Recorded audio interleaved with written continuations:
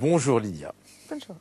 Alors, Lydia est russe, elle vit à Oxford, et alors, pour ne pas infliger aux téléspectateurs mon mauvais accent anglais et ma totale méconnaissance de la langue russe, eh bien on s'est mis d'accord, et comme ça vous ferez un petit peu connaissance avec l'instrument, du fait d'avoir une petite conversation, mais avec le fameux instrument en question.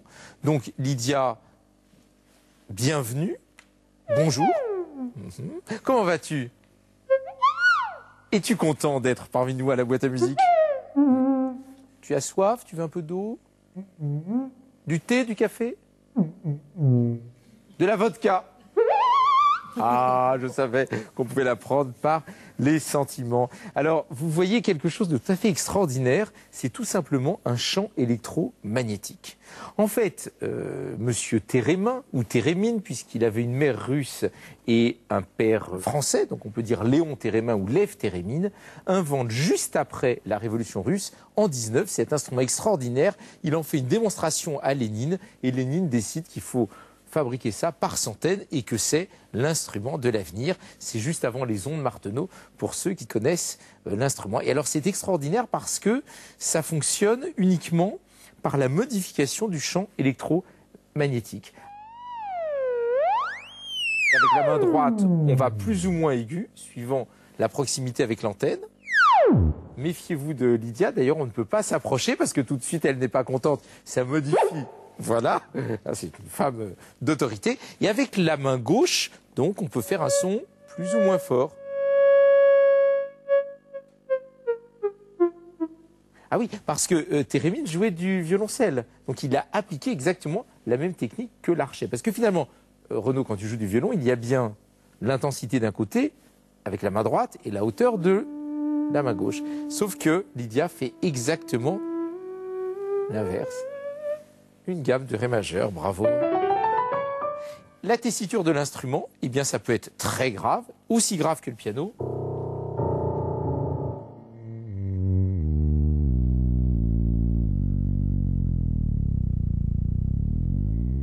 Ou alors... C'est extraordinaire. Aussi aigu également que le piano. Et bien sûr, vous l'avez remarqué, cette facilité du glissando. Tu peux faire encore aigu, grave, aigu? Extraordinaire, bravo.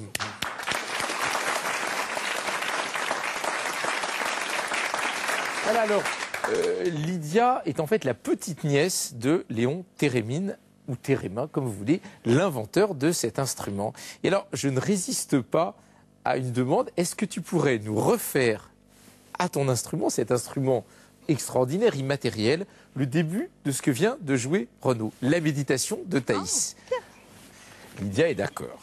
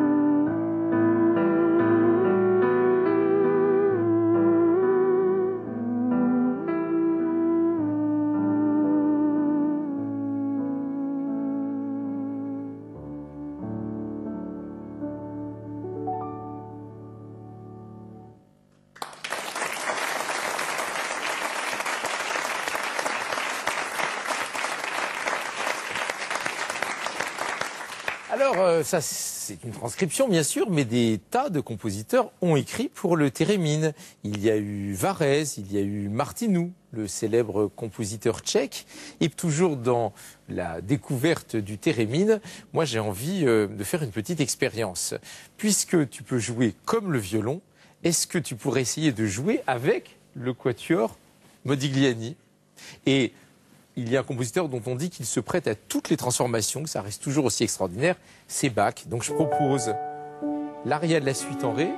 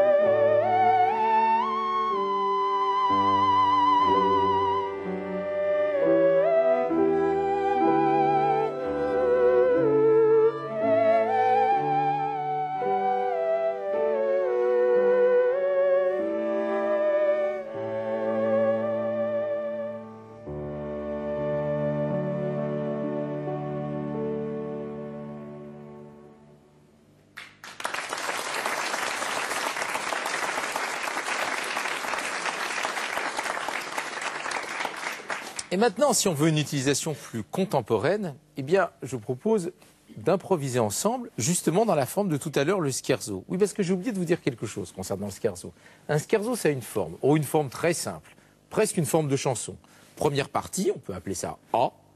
Seconde partie, on peut appeler ça B. Et retour de la première partie, A, B, A. Il y a plein de chansons qui font A, B, A comme ça. Eh bien, c'est le cas du scherzo. On s'amuse, on chante un petit peu et on revient à l'amusement. On essaye? On improvise? Ok.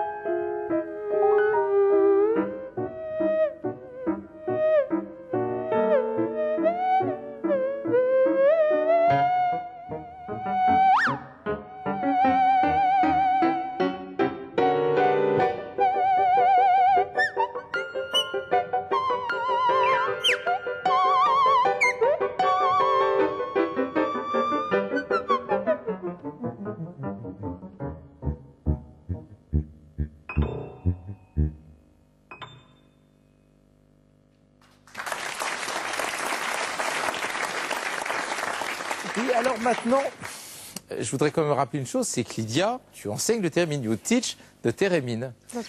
Alors, je vais proposer à Angoune, si elle veut bien, prendre une petite leçon de térémine. Attention. Alors, je te laisse aux mains du professeur Lydia Cavina. So how am I supposed to do this? So this is the volume.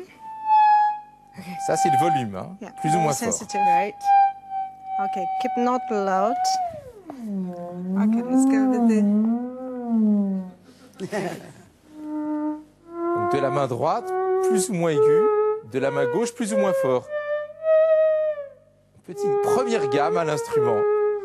Qui Angoune n'existe fait pas. ses gammes. Oh, c'est charmant.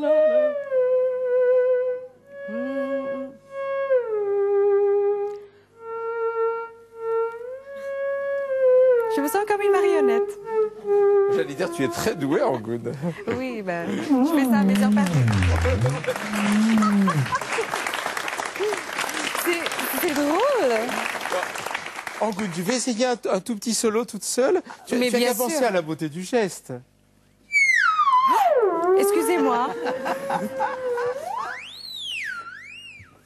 Donc en fait, il faut juste la main droite qui fait des trucs. Oui, voilà. Mais tu peux faire des trucs avec la main gauche aussi, un petit peu. Non, mais c'est pour vos oreilles, je vous dis. Thank you.